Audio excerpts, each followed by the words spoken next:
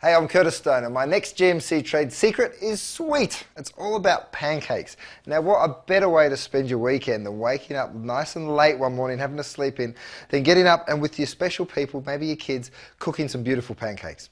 There's a couple of little secrets to the batter. Now, I've got a great batter that I absolutely love. It's got a little bit of ricotta cheese in it, and it's also got some egg whites folded through. So it looks really thick.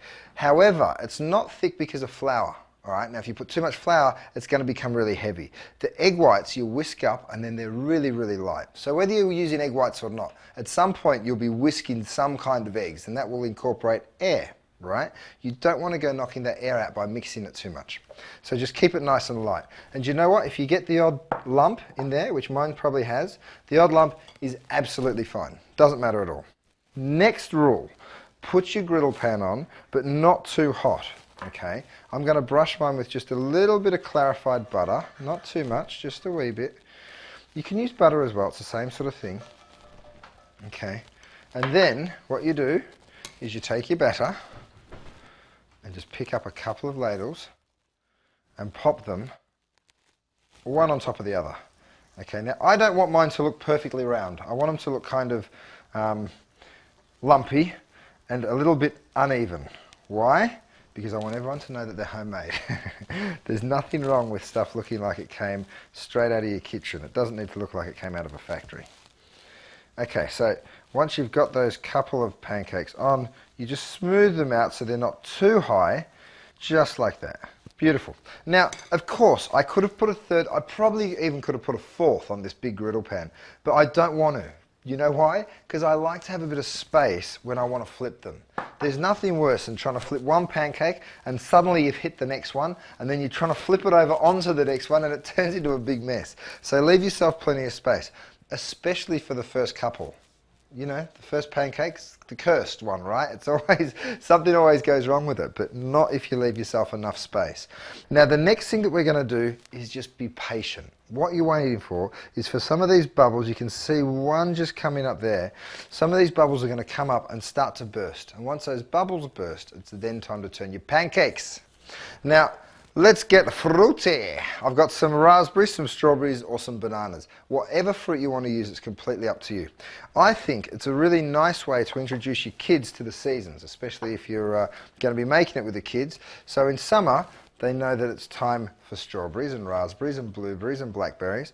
And then in winter, it's time for apples and pears and the winter fruits. And then the kids get used to it and then they start to expect that, which is great. Okay, so once you've got your fruit on there, what I'm going to do is just have a little peek. So just go under there with your spatula, bend down, have a look. Beautiful and golden brown. Let's have a look at this guy at the back. Lovely. Okay, now with these big fluffy pancakes, they can be a little bit trickier to flip. So just get your spatula right underneath, and then here we go. Ready? Hey! No cursed first pancake here. All right, and then the strawberry one. Perfect, just how you want them. Right, so next we're going to get just another little lick of butter, just to go around the outside there. And then what I do is I just pick up my pan from one side, so the butter's got a chance to sort of run down, and then the same in the reverse.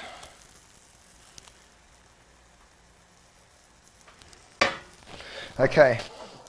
Now, I like to serve my pancakes really simple. You might like to serve it with a bunch of different syrups, sauces, ice creams, that's up to you. But what I like to do is serve them with the side that I put the fruit in. So this would be the bottom of the pancake. So just before I put it onto my plate, I flip it back over and see, you can see the beautiful raspberries. Let's have a look at the strawberries. Same deal. Lovely. So I'm just going to pick them up and place them onto my plate. Beautiful.